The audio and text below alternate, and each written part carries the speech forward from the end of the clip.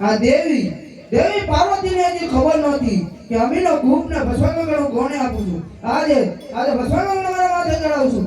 Amino coupe આપી અવરિયા નામનો તત્વની આખી પૃથ્વી માથે ગાળ નો બચું હવે અવરિયા નામનો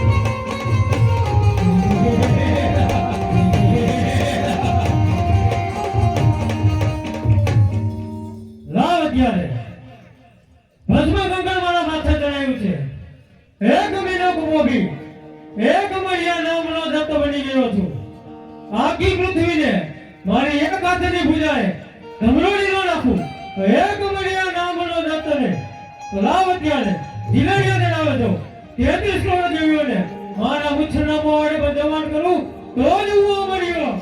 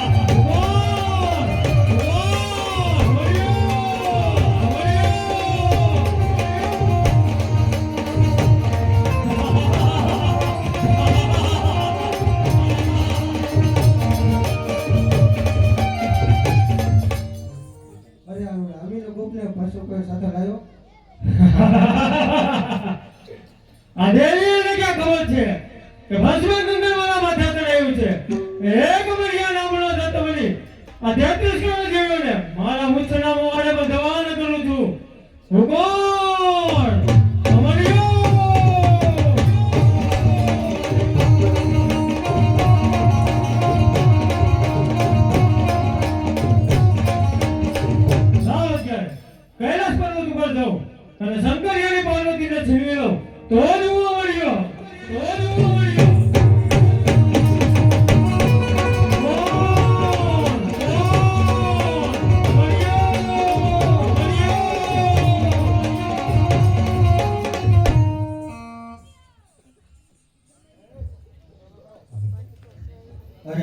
હાથમાં આવ્યા પણ આલુડો હજી આવ્યો કેમ નહીં?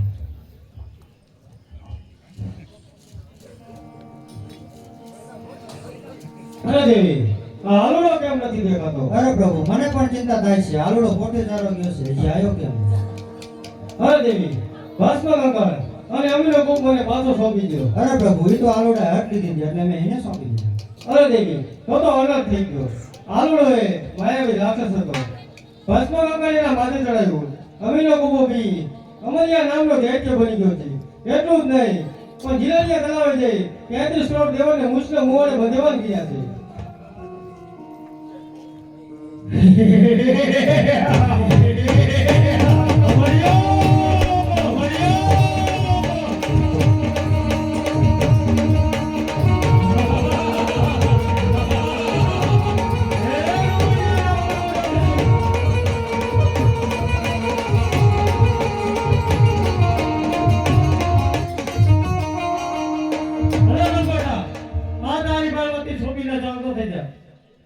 અરે મરિયા તો મારી પાસે શરત છે. હું જેમ નાચું એમ મારી સાથે નાચ. મંજૂર છે.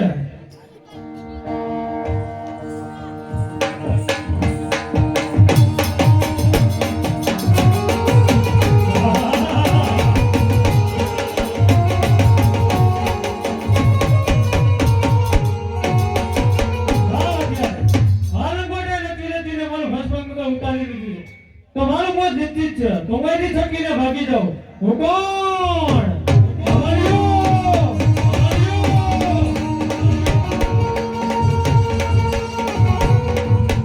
અરે પ્રભુ આ શું આ તો અનર્થ થઈ ગયો આનો કાંઈ ઉપાય કરો નકર આ ભોળી પ્રજાને રંજાડશો ને.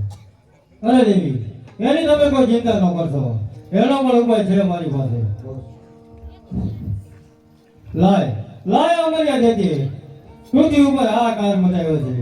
એટલું જ નહીં પણ 33 કરોડ દેવાને મુસ્લિમ મોવાને બંધવાન કર્યા છે.